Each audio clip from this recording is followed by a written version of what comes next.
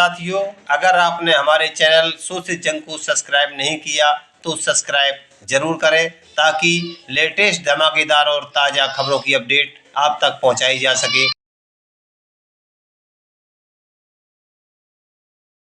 उनको मैं बताने के लिए आया हूं कि मैं जिस रास्ते पर निकल के चला हूं, मुझसे पहले भी बहुत सारे महापुरुषों ने तमाम तरह के अन्याय आरोप पर बाबू जगदेव प्रसाद कुशवाहा को तो ऐसी सभा में गोली लगी। हम उनको मानने वाले लोग हैं। भगवान बुद्ध, संत कबीर, गुरु नानक देव, संत गुरु रविदास जी को मानने वाले लोग हैं। राष्ट्रपिता ज्योतिबा फूले, छत्रपति साहू जी महाराज को मानने वाले लोग हैं। हम सब छोटू राम बाबा साहब अम्बेडकर को मानने वाले लोग हैं। हम गोलियों से डरने वाले नहीं हैं, मगर मैं ये भी बता देना चाहता हूं, मैं गोली का जवाब भी दे सकता हूं, इस बात को भी आप लोग जानते हैं। अगर मैं गोली का जवाब शांति से दूंगा हमेशा, मैं आज भी आपसे अपील करूंगा कि आप शांति बना के रखो। उनकी गोली का एक और कारण यह है कि वो डर रहे हैं, वो घबरा रहे हैं, और जब कोई घबराता है तब वो इस स्थिति में आता है कि इस तरह के हमले करता है। आप ये जानते हो कि वो मुझे सीबीआई, ईडी, इनकम टैक्स से नहीं डरा सकते, वो मुझे मुकदमों जेल से नहीं डरा सकते। मैंने भारत की सबसे बड़ी जेल तिहाड़ भी 2-2 बार काटी है। मैंने 16-16 महीने जेल काटी है। मैंने यहाँ राजस्थान की जयपुर की जेल भी काटी है। मुझे वो जेल से नहीं डरा सकते। मैं उन नेताओं जैसा नहीं जिनके मुंह पे टेप लग जाए, इसलिए उन्हें लगा कि वो गोली से मेरा मुंह बंद कर देंगे। मैं आपको वचन देके कहता हूं कि कोई गोली मेरा मुंह बंद नहीं कर सकती आपकी लड़ाई लड़ने के, आपकी हमारी आवाज उठाने के लिए। याद रखना। तो ये मेरा संदेश उनको भी है कि मैं आपकी गोलियों से नहीं डरूंगा। अगली बार फिर तैयारी करना। मेरी माँ बहनों का, मेरे भाइयों का प्यार आशीर्वाद मेरे साथ है। जब तक इनका प्यार आशीर्वाद मेरे साथ है, मैं कहीं नहीं जाने वाला। जब तक कुदरत ने मुझे जिंदगी दी है। दूसरी बात, मैं यहाँ इसलिए भी आया कि मैंने आपको वचन दिया कि मैं आऊंगा भरतपुर, और मैं ये बताने के लिए भी आया हूं कि मेरा दिया हुआ हर एक वचन, उसको अगर मुझे अपनी जान की कीमत चुका के भी निभाना पड़ा, मैं उसको निभाऊंगा। और जो वचन मैं आपको दूंगा उसको मैं पूरा करूंगा। अगर मेरी मुझे जान की बाजी भी लगानी पड़ी, उसके लिए भी मैं तैयार रहूंगा। ये बताने के लिए मैं यहाँ हूँ। और चौथी और आखिरी बात जो सबसे महत्वपूर्ण है, हमारे नेताओं को भी सुननी चाहिए कि जब आप संघर्ष के पथ पे हो, कर्तव्य के पथ पे हो, अगर कोई बहुत ही ज्यादा मुसीबत आ जाए तो आप लक्ष्य से भटक जाओ, आप समय से ना पहुंचो, वरना आप समय से पहुंचो और मिशन के रास्ते में कोई कठिनाई आ जाए, जब तक आपके महापुरुषों का सपना पूरा ना हो तब तक रुको ना, अड़िग रहो। जैसे मैं आज अड़िग खड़ा हूं, ऐसे आप भी अड़िग रहो, क्योंकि ये परिवर्तन का आंदोलन है, एक दिन में पूरा नहीं होगा। हजारों लोगों की कुर्बानियां होगी। गुलामी की बेड़ी एक दिन में नहीं कटती है। मैं ये बताने के लिए भरतपुर में हूं, इस एकता के बीच में, कि अगर गुलामी की बेड़ियां काटनी है तो कुर्बानी देने के लिए तैयार रहो, क्योंकि जिस कौम में कुर्बानी के बकरे तैयार नहीं होते, वो कौम कभी आजादी प्राप्त नहीं करती है। इतिहास गवाह है। अगर हमारे खून से क्रांति आए तो मैं यहाँ खुले में इसलिए बैठा हूं कि मैं अपने खून का एक कतरा चुकाने के लिए तैयार हूं। अगर मेरा समाज, ये बहुजन समाज एकजुट हो जाए, अपनी एकता बनाए, अपने अधिकारों की लड़ाई को मजबूत करे, तो मैं अपने खून का एक कतरा जो है इस आंदोलन में निछावर कर दूंगा। इसलिए मैं यहाँ भरतपुर में हूँ आज। देखो, आज मैं बहुत बड़ा कोई भाषण नहीं करूंगा। ये सच है, मेरी भी इच्छा है कि मैं जिंदा रहूं।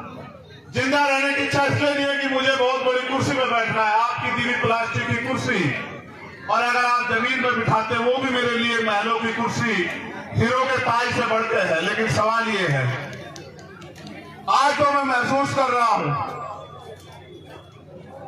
बात मेरी जान की नहीं है। मैं चला जाता, मेरी माँ एक दिन रोती, मेरे भाई और एक दिन रोते। मेरे बालक को तो ये भी नहीं पता कि उसका पिता गया कहाँ है। वो तो कभी जब वो समझदार होता उसको पता लगता कि उसका बाप कहीं गया था और रास्ते में इस तरह मारा गया। लेकिन सच ये है कि जो लोग इस आंदोलन में मुझसे उम्मीद करके, भरोसा करके जुड़े हैं, मुझे अपने से ज्यादा उनकी परवाह, उनका हौसला ना टूट जाए, इसलिए मैं भरतपुर आया कि उनको ये ना लग जाए कि भाई गोली भी लग सकती है। गोलियां तो लगेगी भाई। जिन्होंने अधिकार छीन रखे, जो कुर्सी में बने बैठे हैं, अगर आप उनसे अधिकार लेने का काम करोगे, सत्ता छीनने का काम करोगे, तो गोली भी चलेगी, मुकदमे भी होंगे, जेल भी जाना पड़ेगा, और भी मुसीबत आएगी, इनका सामना भी करना पड़ेगा। और आज मुझे बड़ी खुशी है कि आज मेरे पे ऐसे बहुत सारे कंधे हैं कि अगर चंद्रशेखर चला भी गया तो ये आंदोलन रुकने वाला नहीं है, इतना भी मुझे भरोसा है पूरा। मुझे देखो, आप लोग खतरे से वाकिफ हो, मैं आपको घटना भी बता देता हूं, फिर मैं आपसे काम की बात करूंगा। जब मेरा टेक्निकल मुआयना होने चला गया, मेरे कपड़े, जब मेरे कपड़े आएंगे तो आप देखना बनियान में और शरीर में कितनी जगह होती है। बोलने वाला तो कोई कुछ भी बोलता रहे, मैं सस्ती लोकप्रियता की राजनीति करता नहीं हूं, आप जानते हो इस बात को। जब मेरे कपड़े आएंगे आप देखना, या पुलिस का बयान आएगा आप सुन लेना, वहां की पुलिस भी हमारी नहीं, वहां की सरकार भी हमारी नहीं। मैं अपने साथियों को भी बता दूं कि जितनी जगह बनियान में और शरीर में होती है उसमें को 3 छेद है, 3 गोली गई है वहां को, मगर एक लगी, वो भी इसलिए लगी क्योंकि उनकी इच्छा भी मजबूत थी, लेकिन वो बची इसलिए क्योंकि आपका प्यार ज्यादा ताकतवर था। पहली गोली जब शीशे पे लगी, वो शीशा मजबूत था, वो क्योंकि राउंड कब मिले वो आसानी से आके ऐसा लगा जैसे पत्थर लग गया उस सिर में।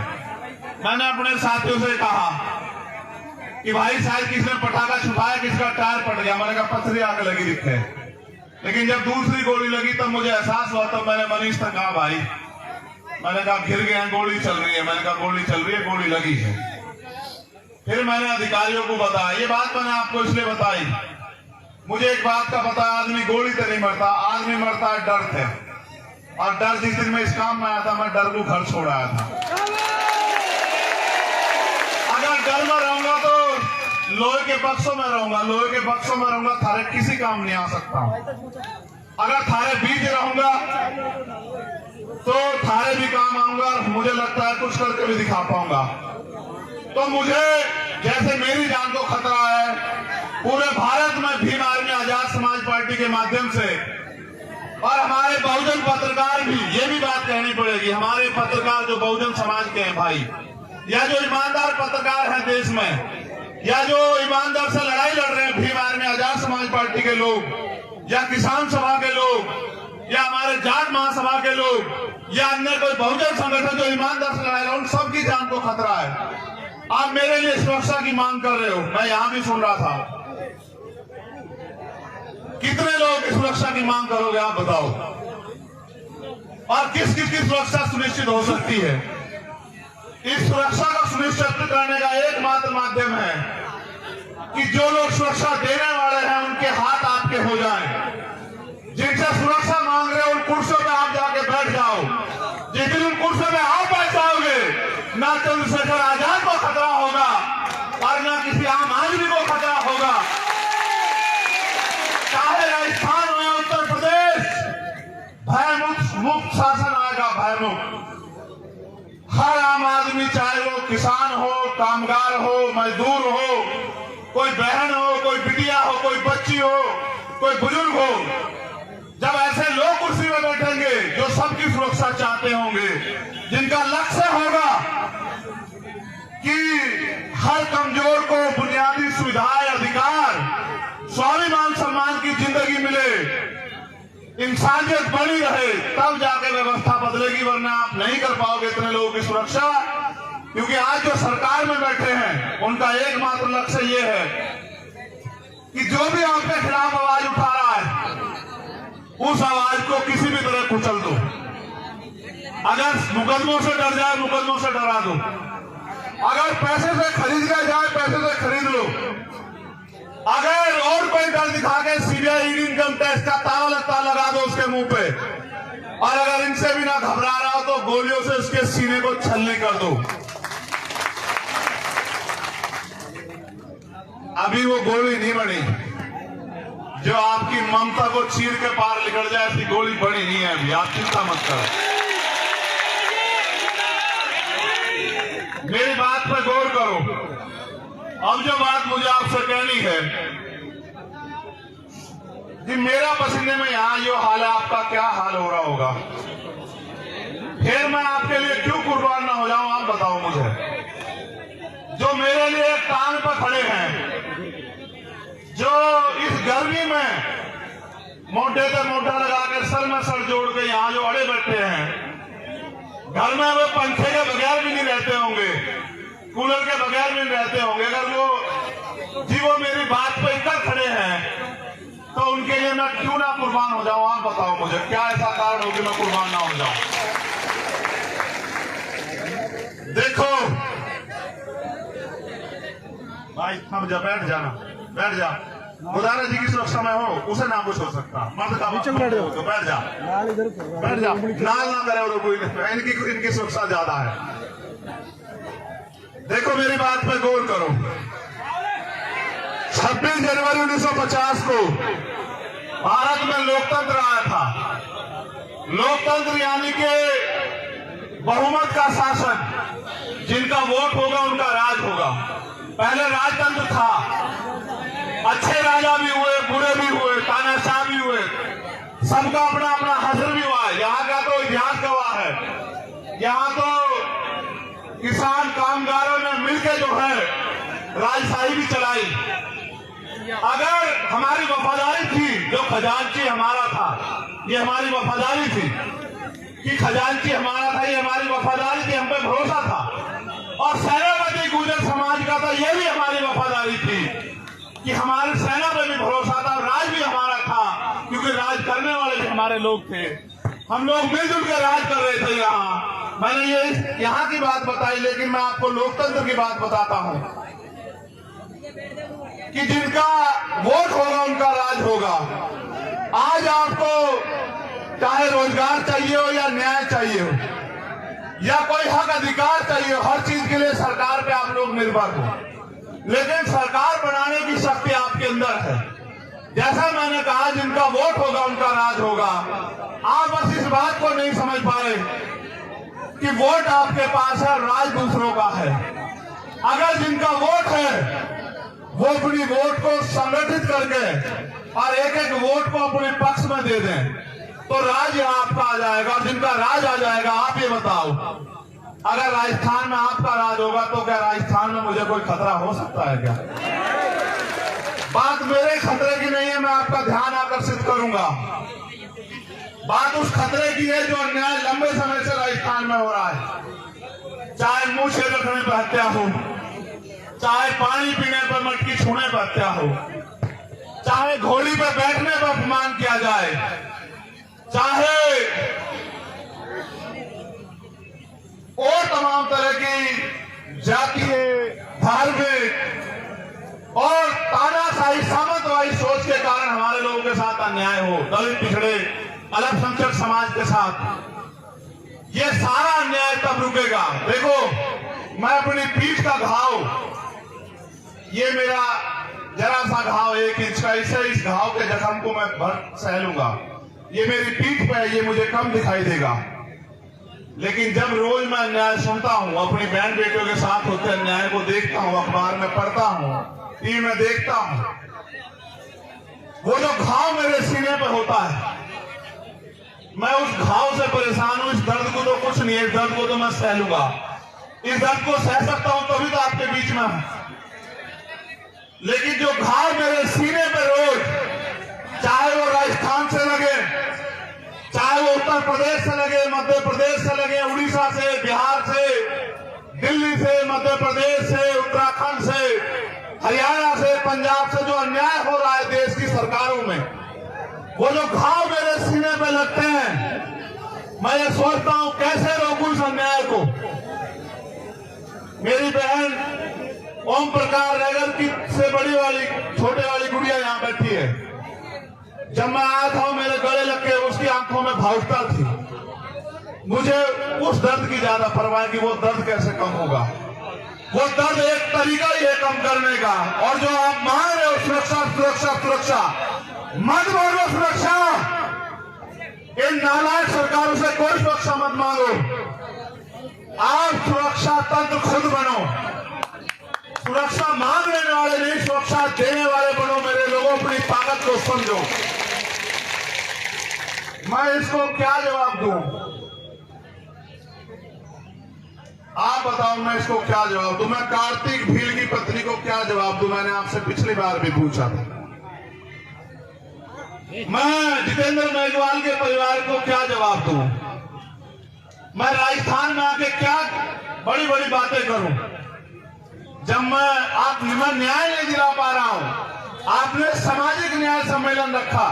हमारे किसान नेता पुष्पेंद्र चौधरी मुझसे पहले बोले होंगे, हम न्याय नहीं ले पा रहे राजस्थान में, तो सामाजिक न्याय कहां से मिलेगा? सामाजिक न्याय का मतलब समझते हो? सामाजिक न्याय का मतलब होता है हिस्सेदारी। धन धरती राजपाट में आपकी हिस्सेदारी, चाहे वो साधन हो, संसाधन हो, राज सत्ता हो, नौकरी हो, जमीन हो, हर काम में आपकी हिस्सेदारी।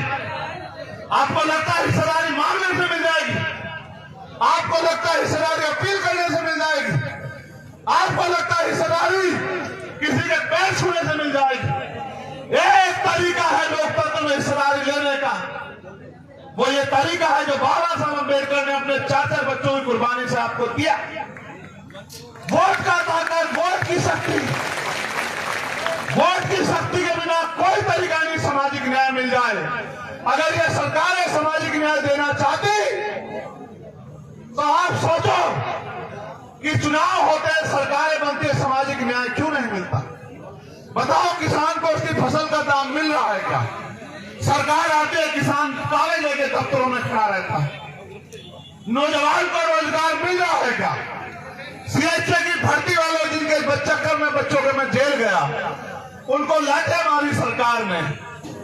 अगर नौजवान रोजगार के लिए आता है, सरकार पे जवाब नहीं है। महंगाई बेरोजगारी पे बात करोगे, जवाब नहीं है। गरीबों की ताकत वो लोग जमीन छीन रहे, जवाब नहीं है। मैं भी गया वहां नवलगढ़, किसानों की जमीन पूंजीपतियों को दे दी। उसमें हिस्सा मजदूरों का भी था, क्योंकि किसान की जमीन पे किसान मालिक नहीं होता अकेला। किसान को तो मुआवजे की भी बात होती है, लेकिन उस किसान की खेती से जिनके घर चलते हैं, जिस किसानी से लोगों के रोजगार चलते हैं, उनकी हिस्सेदारी भी होती है। उनका भी सब कुछ चला गया। आजाद भारत में कुछ बंटवारा नहीं हुआ। ना जिन पे जमीन थी उनको जमीन मिली, ना जो जिन पे उद्योग थे उनको उद्योग मिले, ना जिन पे रोजगार था उनको रोजगार मिले। अगर मिला तो ये मिला कि जब भी हक की आवाज उठाई तो लाठियां मिली, गोलियां मिली, जेल मिली, मुकदमे मिले, अन्याय हुआ, अत्याचार हुआ, अपमान हुआ। और अगर किसी ने आवाज खोली तो उसका स्वागत गोलियों से हुआ। मैं ये बताना चाहता हूं जालिमों को, ना आपकी गोलियों से मेरी आवाज कमजोर पड़ी ना पड़ेगी। मैं कल भी हिस्सेदारी अधिकारों के लिए लड़ रहा था और आज भी लड़ रहा हूं, कल भी लड़ता रहूंगा। और जब तक मेरे जिस्म में लहू का आखिरी कतरा रहेगा, जब तक मेरे अंदर आखिरी सांस रहेगी, मैं आपके अधिकारों के लिए, आपको अपने पैरों पे खड़ा करने के लिए, आपको ताकतवर बनाने के लिए लड़ता रहूंगा। ये वचन देने के लिए मैं आज भोजपुर आया।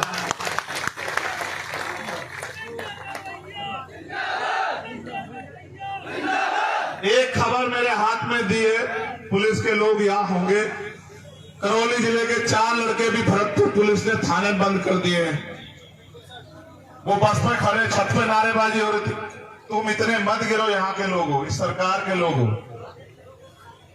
ये लोग जिस दिन, मैं कह रहा हूं ना, जिस दिन ये क्रांति यहाँ से जन्म लेगी, तुम्हारी सरकार भी उखाड़ फेंकेगी। इस बार याद रखना। क्या मेरे लोग को बंद करते हैं? क्या बंद करते हो मेरे लोगों को?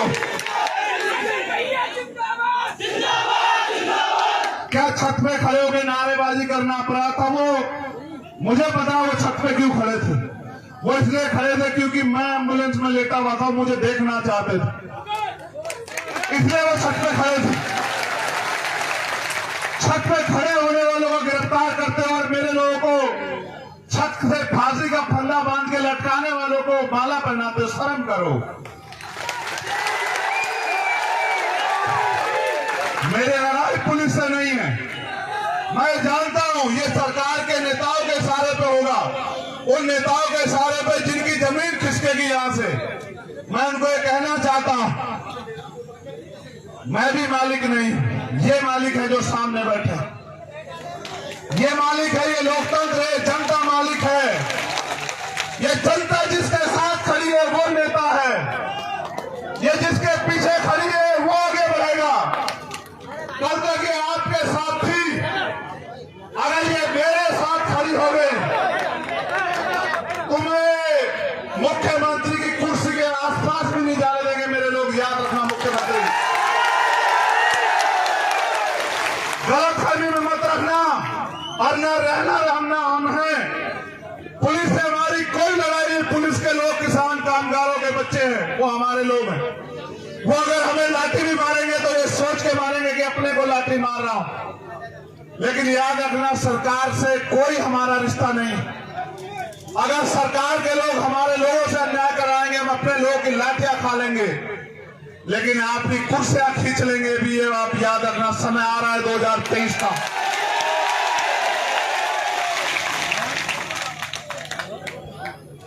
यहां एक जो प्रोजेक्ट है ईस्टर्न राजस्थान कैनाल प्रोजेक्ट, जो लंबे समय से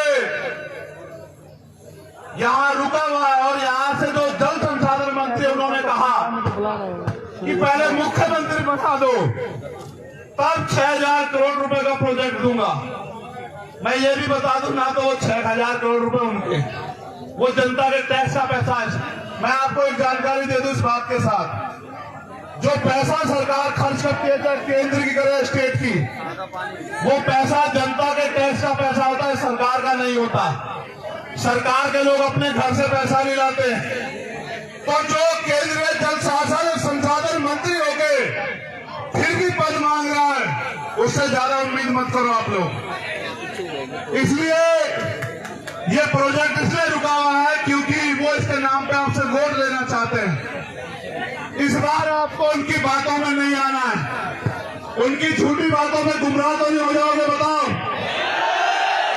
नहीं, दोनों हाथ उठा के बताओ। नहीं, उठा के रखो तभी मानूंगा।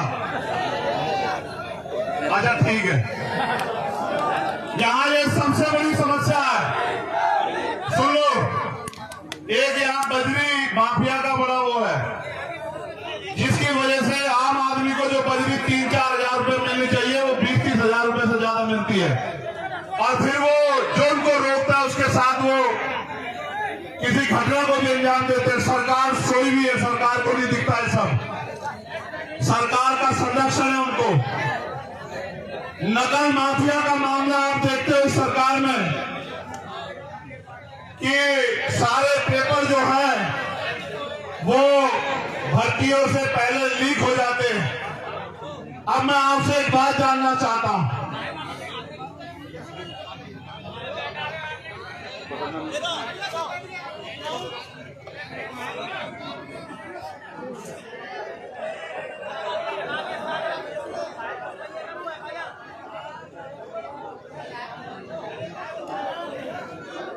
आप यहां क्यों आए हो?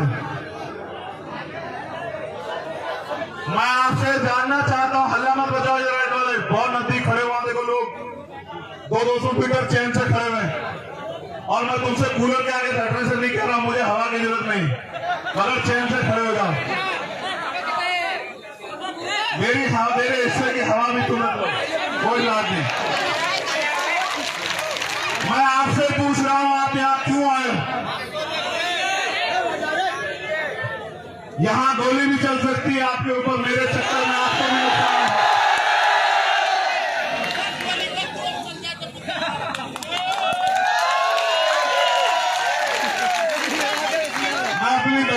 से पूछना चाहता हूं, मैंने तो कभी आपके लिए 1 रुपए का काम भी नहीं किया, क्यों आई हो? तुम चुप हो जाओगे तो उनकी सुन लूंगा मैं।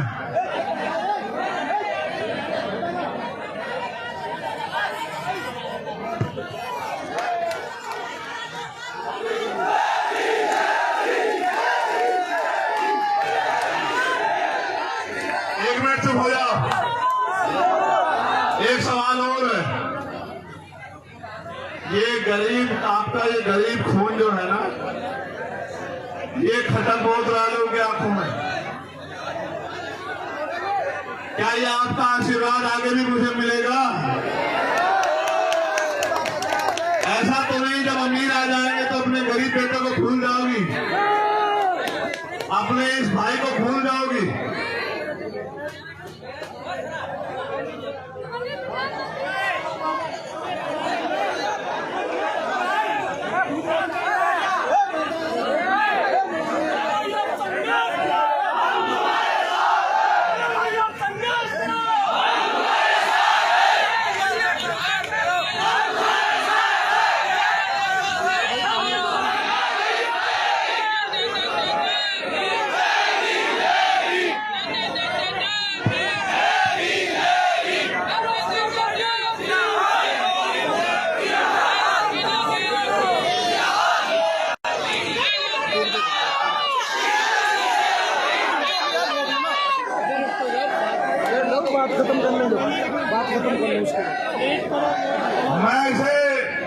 मैं आपका ज्यादा समय नहीं खर्च करूंगा, क्योंकि मुझे 7 घंटे का सफर लगेगा। मैं अब से जाऊंगा तब 1 बजे पहुंचूंगा घर। लेकिन सच ये है, देखो मैं सच में नया हूं राजनीति में, मैं बिल्कुल सच में नया हूं। मैं ये नहीं कहता मैं बहुत बड़ा हूं, बहुत बड़े बड़े नेता, मैं तो छोटा सा आपका आम जैसा हूं जैसे आप। लेकिन मैं आपको ये वादा कर सकता हूं, क्योंकि आदमी के लिए जान से बढ़ के कुछ नहीं होता। मुझे यहां से एमपी एमएलए का चुनाव नहीं लड़ना है, लेकिन मैं चाहता हूं कि यहां भी अन्याय खत्म हो, यहां भी आप लोग ताकतवर हो। मैं यूपी में नहीं गया सभा करने, इस घटना के बाद में यहां आपके पास आया ये कहने कि यहां आपके पास पहले मौका आएगा अपने लोगों की रक्षा सुरक्षा करने का। यहां आपके पास पहले अवसर है इन गुलामी की बेड़ियों को और उन सामंतशाही ताकतों को सबक सिखाने का कि अब हम जुर्म नहीं सहेंगे, अब हम किसी भी कीमत पे किसी भी अन्याय अत्याचार को बर्दाश्त नहीं करेंगे, चाहे वो चंद्रशेखर आजाद के साथ हो या गांव में रहने वाले आम किसी किसान, कामगार, नौजवान, महिला, मजदूर किसी के भी साथ हो, इस अन्याय को नहीं सहेंगे। ये सबसे बड़ा मौका आपके पास आने वाला है और मैं ये आपसे आग्रह करूंगा, ये राजधानी है हमारी, मैं इस बात को जानता हूं, ये आगरा से लगी हुई ये राजधानी है हमारी। मैं आपसे अपील करूंगा, आपने मिट्टी के पुतलों को ताकतवर बनाया। मैंने आपसे पहले कहा कि सबके लिए अपनी जान कीमती होती है, लोग रोटी और जान के लिए जीते हैं। मैं अगर जीता हूं, अगर मुझे दूसरा जन्म मिला है, तो मैंने पहला जन्म भी आपके नाम सब कुर्बान कर दिया था और मेरा ये जन्म भी आपके नाम कुर्बान रहेगा। आप इस बात को जान लें। ना मैं आपके स्वाभिमान, सम्मान, आपके हक अधिकारों से पहले समझौता करता आया और मैं आप करूंगा, मेरी जान जा सकती है, लेकिन मैं कभी आपके अधिकारों के को छुपने नहीं दूंगा, ये वादा करने के लिए भरत पड़ा है। मेरे जाने के बाद तमाम तरह की बातें होंगी, बस याद रखना, अगर आप ये सोचते हो कि आपके साथ यहाँ नहीं आया, वो मैं दिल से कह रहा हूं, आपके पीठ पे पड़ी एक एक लाठी चंद्रशेखर आजाद की पीठ पे पड़ी। जब कोई जालिम, देखो मुझसे लड़ाई क्या है मैं बता देता हूं, अब से पहले नहीं होता था कि कोई ताकतवर किसी की बच्ची को नोच ले, किसी का अपमान करे, किसी को गलत निगाह से देखे। किसी को घोड़ी पे ना बैठने दे, किसी की मूछें रखने पे हत्या कर दे, किसी की मटकी छूने पे हत्या कर दे। अब से पहले नहीं होता था, लेकिन अब होता है कि अगर ऐसा कोई करता है तो वो मिनट से पहले जेल जाता है, उसका बाप भी उसको बचा नहीं पाता। होता है जो ये सोचते थे कि ये किसान कबीले, दलित, पिछड़े, अल्पसंख्यक समाज के लोग, आदिवासी समाज के लोग उनकी जागीर है, उनके गुलाम है, इनका शोषण करना उनका जन्मसिद्ध अधिकार है। आज वो लोग मिनट से पहले जेल में जाते हैं, उनको सजा होती है। उनको ये चुभने लगा कि आज एक लाखों चंद्रशेखर खड़े हो गए हैं, आज हर गली में चंद्रशेखर है, इस भरतपुर में हजारों चंद्रशेखर हैं जो सीना तान के खड़े हैं, तो जवाब देना जानते हैं। ये उनको चुभने लगा। वो लोग अपनी सरकार के मंचों में बैठते कहते हैं जो कल तक हमारे जूतों के फीते बांधते थे, इस संविधान की वजह से हमारे सर पे चढ़ के बैठ गए हैं। ये वो कहते हैं। मेरी लड़ाई यह है कि संविधान में जो अधिकार आपको दिए वो सुरक्षित रहे और वो लागू हो और नए अवसर पैदा हो और भारतीय संविधान सुरक्षित रहे और बाबा साहब अम्बेडकर, सर छोटू राम और चौधरी चरण सिंह, चौधरी कुमाराम आर्य, कोतवाल धन सिंह गुर्जर, जननायक बिरसा मुंडा और मान्यवर काशीराम साहब के अधूरे सपने पूरे हों, यही मेरा सपना है। इसलिए मैं राजस्थान में हूं और मैं जानता हूं, नहीं मुझे बोलने दो। मैं जानता हूं ये तभी पूरा होगा जब आपके हाथ मेरे कंधे पे होंगे और फिर ऐसा शासन आएगा जैसे राजा सूरजमल जी का शासन था, जहां सेना भी हमारी, जहां कोष भी हम पे और जहां राज भी हमारा और सम्राट अशोक जैसा राज, वो तभी आएगा जब आप एक हो जाओगे। बहुत बहुत धन्यवाद। आपके प्यार, आपके आशीर्वाद की अभिलाषा रखता हूं और ये उम्मीद करता हूं कि अब की बार आप मेरे हाथों को मजबूत करोगे और मेरे पीठ का जख्म बढ़ जाएगा, लेकिन मेरे दिल के जख्म को कम करने का काम करोगे, ऐसा मुझे विश्वास है। 20 अगस्त को जयपुर में हमारा महासम्मेलन है। मेरी निगाह रहेगी भरतपुर के क्षेत्र के लोगों पे कि वो मेरे सम्मान की रक्षा करने के लिए जयपुर जरूर आएंगे। मैं भी आपसे वादा करता हूं, समय का कोई पता नहीं, मेरी लड़ाई किसी जाति धर्म से नहीं है। मैं मानता हूं हर जाति धर्म में अच्छे बुरे लोग हो सकते हैं, उनकी अपनी समस्या हो सकती है, लेकिन अगर सब ठीक रहा और मेरे अंदर जान रही, मैं आपका स्वागत करने के लिए जयपुर 20 अगस्त को जरूर आऊंगा। क्या हुआ?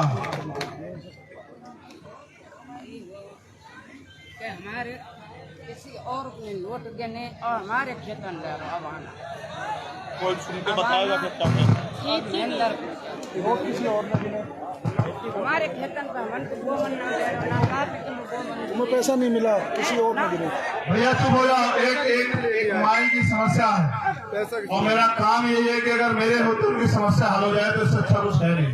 माई आप काम करो, आप हमारे यहाँ के जो लीडर्स लोग हैं, राजन हम कल जाके आए, वो दिए माई, वो बात दिए तब मैं देते इतने बड़े बात। माई मुझे आपने कल इनको बताया होगा, ये लोग गए थे 2 साल से भजिए ढोल में।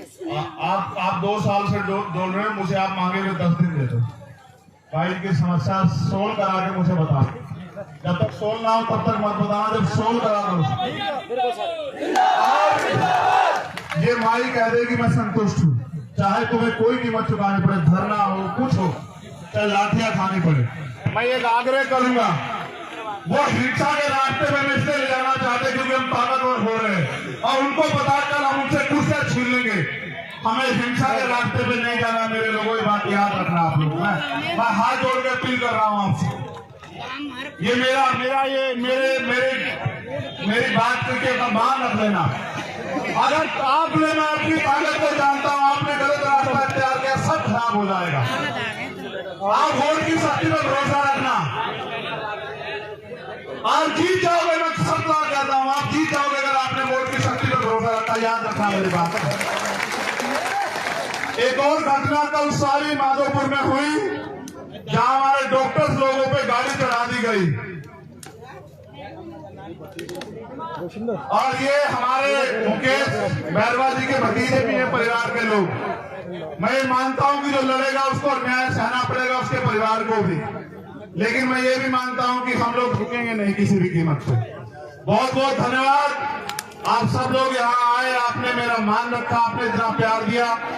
जय भीम।